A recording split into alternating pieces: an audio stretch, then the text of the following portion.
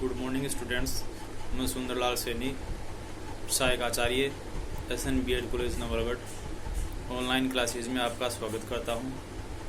पिछली कक्षाओं में B.Ed फर्स्ट ईयर के भाषा में पाठ्यचर्या जो सब्जेक्ट है उसमें हमारा टॉपिक चल रहा था अशुद्ध उच्चारण।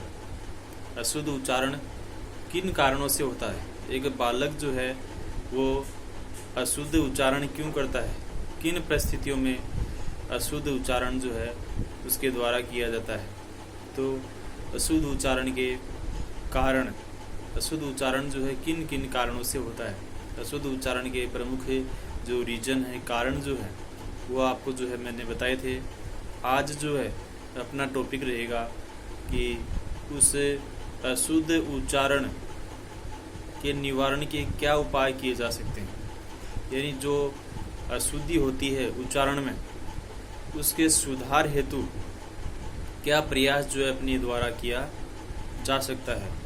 तो एक बालक जो है अशुद्ध उच्चारण तभी करता है जब उसमें या तो कोई शारीरिक दोष विद्यमान रहता है, तो उस शारीरिक दोष के निवारण के लिए एक शिक्षक को जो है भरसक प्रयास करना चाहिए ताकि उस बालक के द्वारा उस अशुद्ध उच्चारण में सुधार किया जा सके, उसका उच्चारण जो है वो शुद्ध हो सके।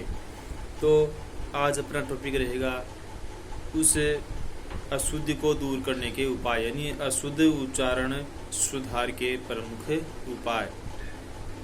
तो पहला उपाय है, आपको बताया कि शारीरिक जांच। बालक जो है शारीरिक दोषों के कारण भी अशुद्ध उच्चारण जो है वो करता है, तो शिक्षक छात्रों की शारीरिक जांच करवा सकता है।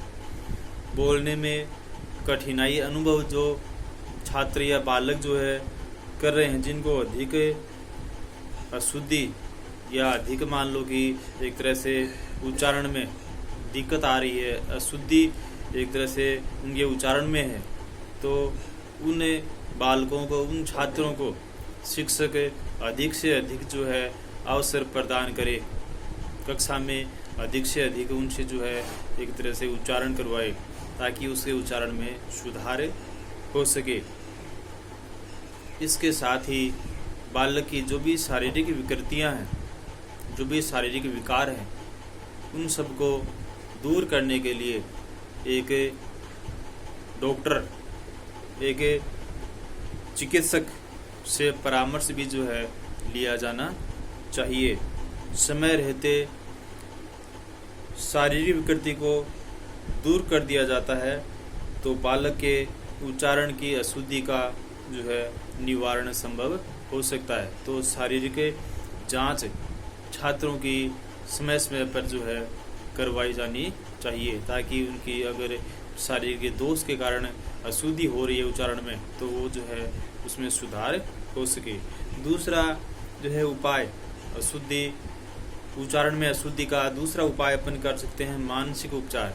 आपको बताया कि छात्र जो है हीन भावना, संकोच, डर, चिंता, भय, इनके कारण भी जो है कई बार अशुद्ध बोलता है, उसके उच्चारण में अशुद्धि जो है इन कारणों से भी होती है। वह डर जाता है, भय उसके अंदर होता है, अपने आप में हीन भावना जो है वह महसूस करता है, इसलिए भी जो है उसका उच्चारण जो है अशुद्ध हो जाता है।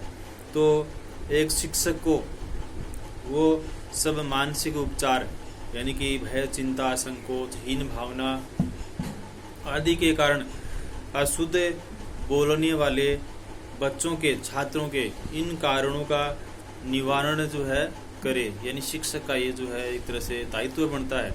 इस प्रकार के छात्र अगर हैं उसकी दृष्टि में तो वह उचित प्रयास करे, शिक्षक प्रयास करे कि बच्चों में संकोच न हो, अपने आप में जो है हीन भावना वो महसूस न करें। इसके साथ ही अगला आता है योग्य अध्यापकों से ही अध्यापन कार्य। आपको बताया था कि कुछ शिक्षक खुद स्वयं जो है एक तरह से अशुद्धि उनके अंदर होती है, अशुद्ध उच्चारण करते हैं, शुद्ध उच्चारण जो है वो नहीं कर पाते, तो उस शिक्षक का, उस गुरु का छात्र जो है फॉलो करते हैं, उसका अनुसरण करते हैं, यानी वैसा ही वो छात्र जो है उस शिक्षक से सीखते हैं। तो अपने को प्रयास ये करना है कि योग्य अध्यापकों से ही एक तरह से क्या है कि शिक्षण कार्य करवाया जाना चाहिए, अध्यापन कार्य करवाया जाना चाहिए।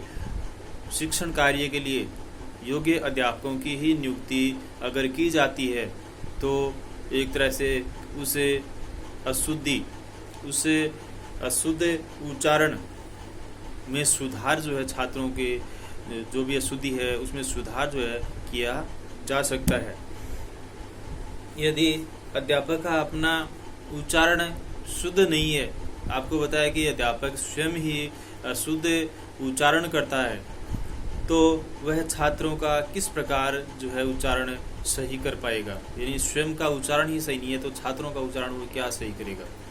तो पहले स्वयं का उच्चारण जो है उसको सही करना चाहिए। योग्य अध्यापकों के द्वारा ही जो है छात्रों को पढ़ाई करवाई जानी चाहिए, अध्यापन कार्य करवाना चाहिए, शिक्षण जो कार्य है उसको जो है पूरा करवाया जाना चाहिए।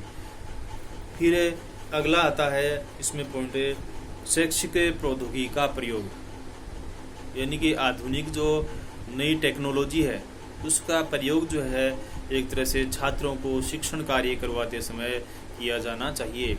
एक अध्यापक जो है, एक शिक्षक जो है, वह अपने शिक्षण कार्य में जो भी नई नई टेक्नोलॉजी है उसका प्रयोग करके ही जो है छात्रों को, बालकों को जो है शिक्षण कार्य अगर करवाता है तो एक प्रकार से उनके जो भी उच्चारण में गड़बड़ है, अशुद्धि है, मिस्टेक है, गलती है, तो उसमें जो है काफ़ी हद तक सुधार वह शिक्षक कर सकता है।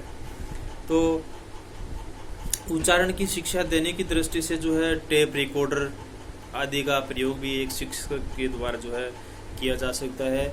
यह भी बहुत अधिक उपयोगी जो है होता है। छात्रों के उच्चारण को शुद्ध करने के लिए पहले शुद्ध उच्चारण वाला टेप जो है वो छात्रों को सुनाया जाता है, छात्र फिर उसका जो है अनुसरण करते हैं। राष्ट्रगान है, राष्ट्रगीत है आदि के टेप सुनाकर छात्रों को जो है इनका उच्चारण सिखाया जाता है।